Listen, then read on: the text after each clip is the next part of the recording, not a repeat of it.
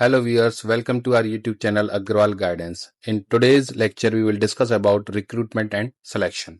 Recruitment का मतलब होता है कि किस तरीके से हम डिफरेंट एप्लीकेंट्स को इनवाइट करते हैं किसी भी ऑर्गेनाइजेशन में जॉब पर्सपेक्टिव से. तो डेफिनेशन टर्म देखें तो recruitment refers to a process of simulating applicants for a vacant job position and finding qualified applicants for the job. Means कि जो एप्लीकेंट्स हैं उनको वेकेंट पोजीशंस के लिए इनवाइट करना जिससे वो आगे की प्रोसेस में इन्वॉल्व हो सके. साथ में मेंशन है it attracts and encourages a large number of candidates to apply for a job. ये क्या करता है recruitment process? Large number of candidates को किसी भी जॉब पोजीशन के लिए इनवाइट करता है, एनकरेज करता है, मोटिवेट करता है अप्लाई करने के लिए.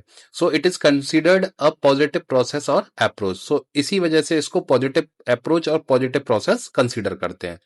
साथ में अगर देखें तो it attempts to reject unsuitable candidates and select suitable candidates. तो ये असिस्ट करता है. वैसे ये जो मेन काम है ये सिलेक्शन प्रोसेस का होता है, लेकिन मान लीजिए किसी की एलिजिबिलिटी ही नहीं है, किसी का एक्सपीरियंस ही नहीं है, तो वो स्टार्टिंग में इनिशियल लेवल पे ही रिजेक्ट हो जाता है. तो ये क्या करता है it attempts to reject unsuitable candidates and select suitable candidates for further steps for further process.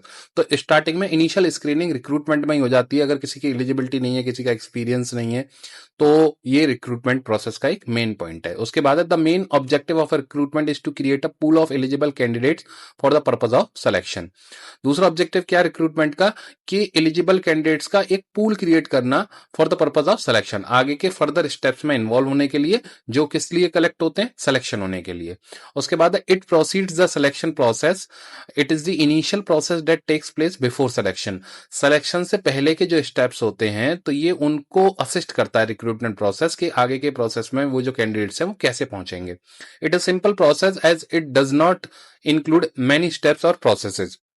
जो रिक्रूटमेंट का प्रोसेस है वो बहुत ही सिंपल होता है. मान लीजिए इस प्रोसेस के थ्रू आपको एक तरीके से उसमें अप्लाई करना होता है जॉब के लिए, या एक फर्दर जो स्टार्टिंग स्टेप्स होते हैं उनमें इन्वॉल्व होना होता है. लेकिन यहाँ पर रिजेक्शन वाले टर्म जो हैं वो एलिजिबिलिटी के नाम पे या एक्सपीरियंस के नाम पे होते हैं, लेकिन यहाँ जो डिटेल सिलेक्शन वाला क्राइटेरिया है वो नहीं होता है. ये रिक्रूटमेंट प्रोसेस है, इसमें सिर्फ एक इन्विटेशन मिलता है कैंडिडेट्स को अप्लाई करने के लिए. उसके बाद देखें it is an economical method as less time and money is required. तो ये इकोनॉमिकल मेथड किस तरीके से है, क्योंकि आपको सिर्फ अप्लाई करना है. ये अप्लाई करने की अगर कोई फीस है तो फीस सबमिट करनी है, अगर फीस नहीं है, फ्री ऑफ कॉस्ट है, तो वो फ्री ऑफ कॉस्ट है. तो आपको बहुत मिनिमम टाइम में उसको अप्लाई करना है, तो बहुत ज्यादा इसमें आपको टाइम और मनी रिक्वायर्ड नहीं होता है. In this no contractual relation for the services created.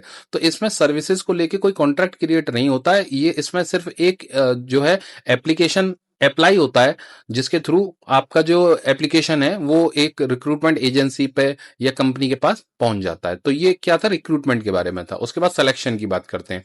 Selection क्या है? Selection refers to the process of short listing the applicants and selecting the best applicants who are suitable for the job position. इसका मतलब क्या? Selection क्या है? Selection एक process है short listing का, एप्लीकेंट्स को शॉर्ट लिस्ट करने का. क्योंकि रिक्रूटमेंट प्रोसेस के थ्रू तो जो जितने भी एलिजिबल कैंडिडेट्स होते हैं, जितने भी मिनिमम एलिजिबिलिटी क्राइटेरिया को फुलफिल करते हैं, वो सारे लोग सिलेक्शन प्रोसेस में आ जाते हैं. लेकिन सिलेक्शन प्रोसेस का ही काम है कि उन कैंडिडेट्स को अलग अलग क्राइटेरिया के थ्रू शॉर्ट लिस्ट करना और बेस्ट एप्लीकेंट्स को जॉब पोजीशन के हिसाब से फाइंड आउट करना. साथ में mention it attempts to reject unsuitable candidates and select suitable candidates. तो इसका क्या मेन काम है कि अनसुइटेबल कैंडिडेट्स को रिजेक्ट कर देना फाइनली, और सुइटेबल कैंडिडेट्स को सेलेक्ट कर लेना. सो it is considered a negative process और अप्रोच. तो इसमें जो कुछ एक अप्रोच चलती है, 100% नहीं लेकिन कुछ एक अप्रोच जो चलती है, तो वो साथ में नेगेटिव अप्रोच भी चलती है कि मान लीजिए 10 पोजीशन थी और 100 लोगों ने अप्लाई किया, और 10 पोजीशन जब होंगी तो लास्ट में एट लास्ट यही पॉसिबल होगा कि 10 लोगों का सिलेक्शन होगा, 90 लोग क्या होंगे? रिजेक्ट हो जाएंगे. तो 90 लोगों के लिए वो नेगेटिव अप्रोच हो गई और 10 लोगों के लिए वो पॉजिटिव अप्रोच हो गई. उसके बाद हम देखते हैं सिलेक्शन में it involve choosing the right candidate from the applications received. जो एप्लीकेशन रिसीव होती हैं उसमें से सही कैंडिडेट्स को सेलेक्ट करना. The main objective of the selection is to get the best candidate selected for the job role. Job requirement के हिसाब से बेस्ट कैंडिडेट्स को सेलेक्ट करना. उसके बाद it follows recruitment. It is the final process that takes place after selection. ये क्या है? एक फाइनल स्टेप है, फाइनल प्रोसेस है सिलेक्शन का, जिसमें कि जो सुटेबल कैंडिडेट्स हैं उनको फाइनली सेलेक्ट करना. It is a complicated process because it includes many steps in process. तो ये कॉम्प्लिकेटेड प्रोसेस इसमें क्योंकि नंबर ऑफ स्टेप्स होते हैं। नंबर ऑफ स्टेप्स किस तरीके से होते हैं कि हर कंपनी अपने अपने हिसाब से सिलेक्शन प्रोसेस को परफॉर्म करती है। किसी का क्राइटेरिया कुछ और हो सकता है, किसी का क्राइटेरिया कुछ और हो सकता है। उसके बाद करें, it is an expensive method as a lot of money and time is required. ये एक्सपेंसिव मेथड है क्योंकि इसमें एक टाइम भी बहुत अच्छा खासा कंज्यूम होता है और जो इकोनॉमिक टर्म है, मनी टर्म है, वो भी इन्वेस्ट होता है। After being selected for a particular job role, a contractual relationship for a service is created. जब कोई भी बंदा किसी भी सिलेक्शन प्रोसेस को कंप्लीट करके फाइनली सेलेक्ट हो जाता है तो वहां ऑटोमेटिकली एक कॉन्ट्रेक्चुअल जो सर्विस है वो क्रिएट रिलेशनशिप एक तरीके से बिल्ड हो जाता है। रीजन ये है कि मान लीजिए कोई बंदा सेलेक्ट हुआ तो कंपनी का ये एक्सपेक्टेशन होता है कि आप सेलेक्ट हुए हो तो मिनिमम इतने टाइम के लिए किसी हमारी कंपनी के साथ आप कनेक्ट हो। तो वहां एक कॉन्ट्रेक्चुअल रिलेशनशिप क्रिएट हो जाता है एम्प्लॉय और एम्प्लॉयर के बीच में।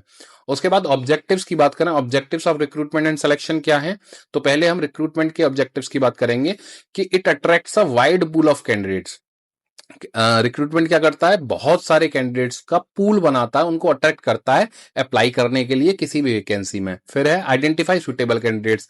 फिर उनकी एलिजिबिलिटी और एक्सपीरियंस के बिहाफ पे ये क्या करता है? उन कैंडिडेट्स को आइडेंटिफाई करता है, अप्लाई करने के लिए मोटिवेट करता है। फिर generate interest in the organisation.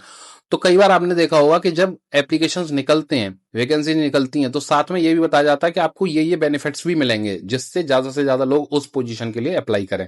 तो generate interest in the organisation. उसके बाद हम बात करते हैं ऑब्जेक्टिव्स ऑफ सिलेक्शन। सिलेक्शन का क्या ऑब्जेक्टिव है? चूज द बेस्ट कैंडिडेट, कि जितने भी पूल ऑफ कैंडिडेट्स है उसमें से बेस्ट कैंडिडेट्स को सिलेक्ट करना।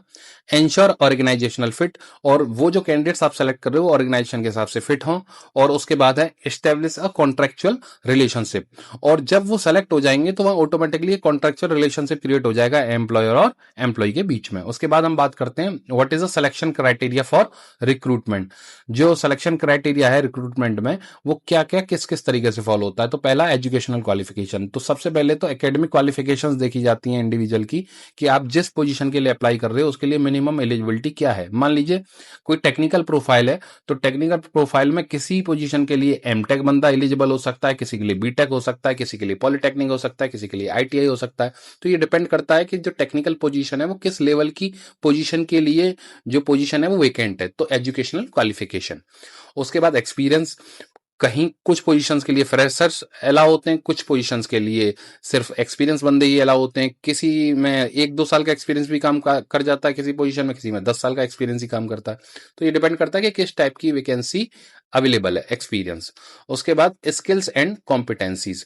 जिस वैकेंसी के लिए रिक्रूटमेंट हो रहा है या सिलेक्शन प्रोसेस चल रहा है उस पोजीशन के लिए क्या स्किल सेट चाहिए, क्या कॉम्पिटेंसीज चाहिए, तो वो डिपेंड करता है रिक्रूटर पे और जो फाइनली सेलेक्ट कर रहा है कि वो उसी क्वालिफिकेशन को, उसी क्वालिटी को, उसी स्किल कॉम्पिटेंसी को सर्च आउट करे और फाइनली सेलेक्ट करे।